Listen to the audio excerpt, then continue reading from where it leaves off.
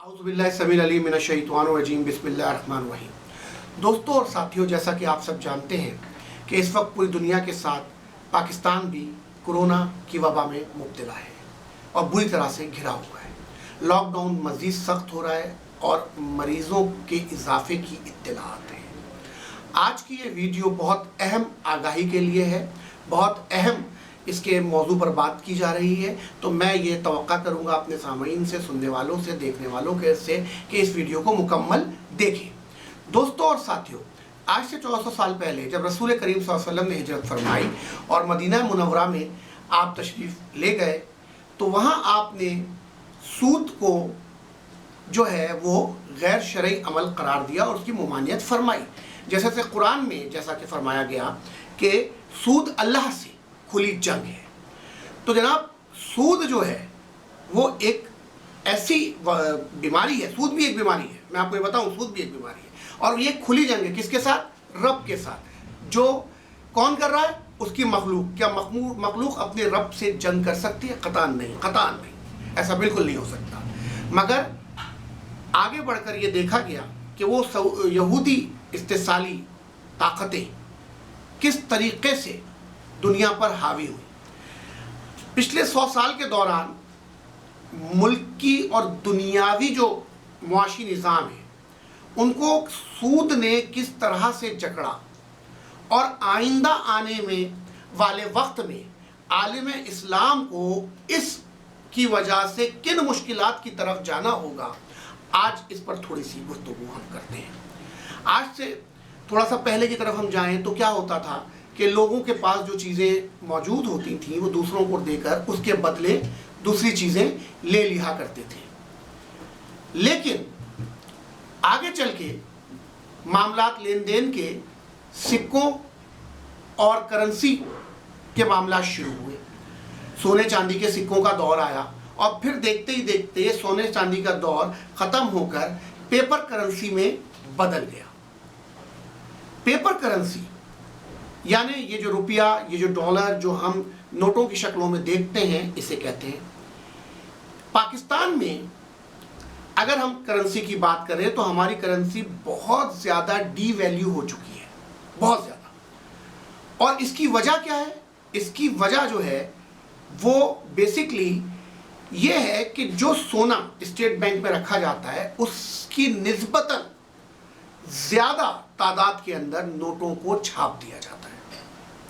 Currency की ये जो छपाई है इसकी वजह से नोट की जो वैल्यू है वो कम होती चली जाती है। अगर हम ये देखें कि आप नोट के ऊपर देखें लिखा होता है हामिल हाजा को मुतालबे पर अदा करेगा।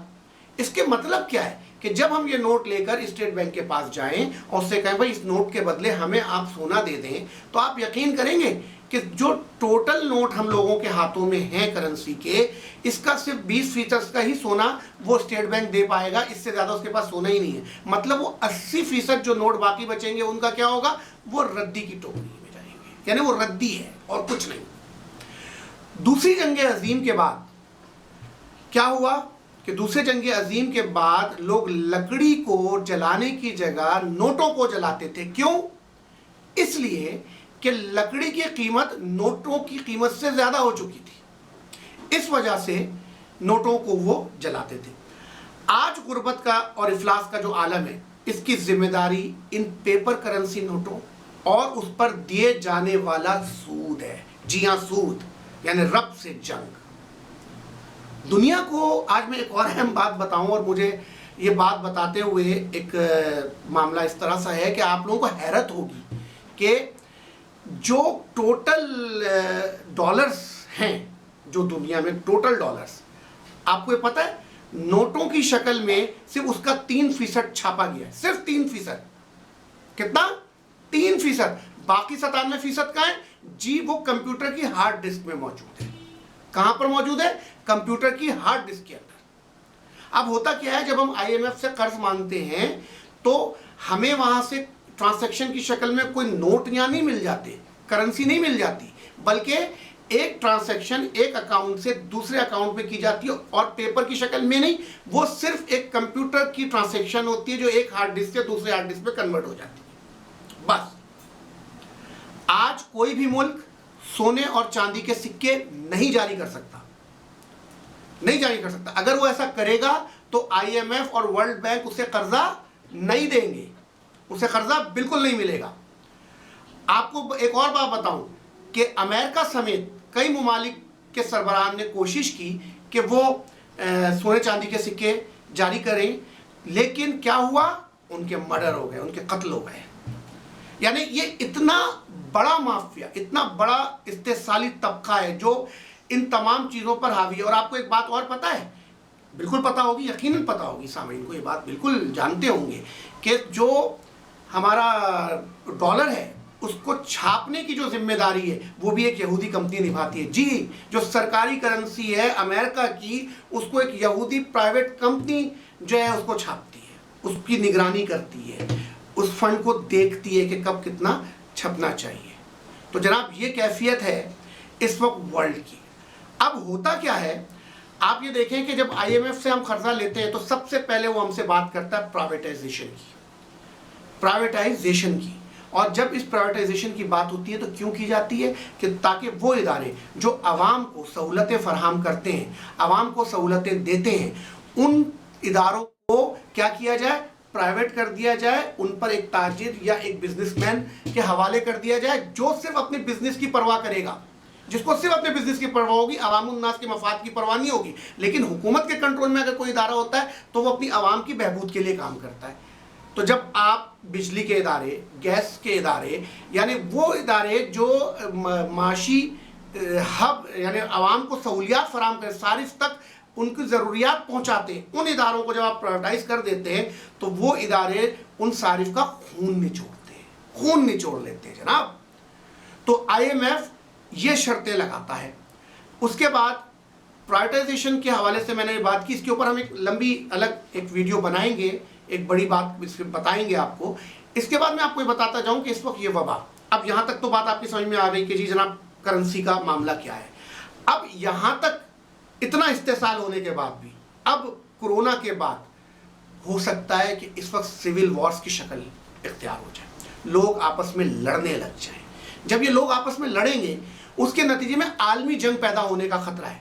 जब आलमी जंग होगी तो इस आलमी जंग के हवाले से भी हम आपको दीगर उसमें बताएंगे कि तीसरी आलमी जंग कैसे होगी, उसमें कौन कौन इन्वॉल्व होगा। एक अलग वीडियो सेक्शन में आपको इसके बारे में भी पूरी आगाही देंगे। लेकिन इस वक्त हम करेंसी पर बात कर रहे हैं। तो अब जब वो करेंसी, ये वाली करेंसी जब डीवैल्यू हो जाएगी, बिल्कुल हाल बुरा होगा, तो उस वक्त बात की जाएगी डिजिटल करेंसी की तरफ आ जाते हैं।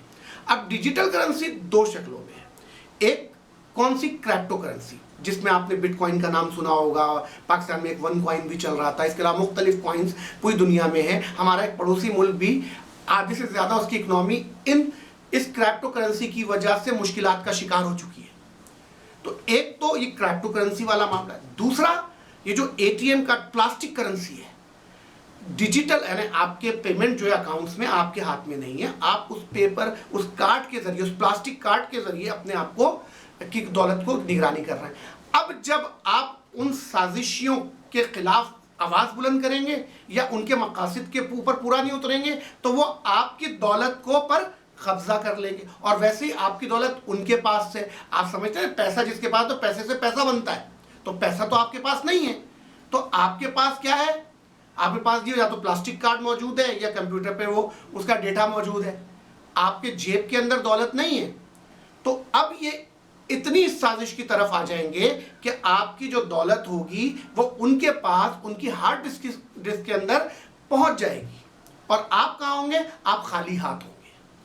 और आपके खाली हाथ होने की वजह से क्या होगा कि आप कमज़ोर पड़ेंगे। जब आप कमज़ोर पड़ेंगे तो मुल्क की मईशत कमज़ोर हो जाएगी। आज एक बयान मुर्तज़ा वहाब का मैंने सुना कि जी वो फैसल वाडा को कह रहे थे कि आप पंजाब की तरफ देखें, वहाँ क्या मामला है, आप KP की तरफ। अरे भाई, फैसल वाडा कराची से मुंतकिब हुए हैं और वो, मैं उनकी कोई हिमायत नहीं कर रहा हूँ फैसल वाडा की, लेकिन मैं आपको ये बात बताना चाह रहा हूँ कि कराची से मुंतकिब, कराची सिंध का हिस्सा है तो वो सिंध की बात करेंगे पहले।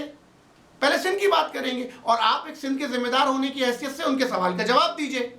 जब आप उनके सवाल का जवाब देंगे तो मसला तब हल होगा। तो खुदा के लिए हिकमत अमली बनाइए और एक दूसरे के साथ मिलकर चलना है, एक दूसरे पे तनकीद नहीं करनी, एक दूसरे की बात को बर्दाश्त से सुनना है और बर्दाश्त से उसको जवाब देना है। सब्र शुक्र के साथ आगे बढ़ेंगे। जब हम आगे बढ़ेंगे तो हम कामयाब होंगे। देखें इस वक्त सह्यूनी साजिशें बहुत स्ट्रॉन्ग हैं, बहुत स्ट्रॉन्ग साजिशें हैं, आलम इस्लाम के खिलाफ साजिशें। इसराइल वो एक मुल्क जिसको हम नहीं मानते, हम तस्लीम नहीं करते और हम इंशाअल्लाह आखिरी दम तक उसको तस्लीम नहीं करेंगे, क्योंकि वो गाजिब है, वो गाजिब है। वो गए थे फ़लस्तीन में ज़मीनें खरीद कर रहने के लिए और उन्होंने वहाँ एक मुल्क बना लिया। हम उस मुल्क को तस्लीम नहीं करते।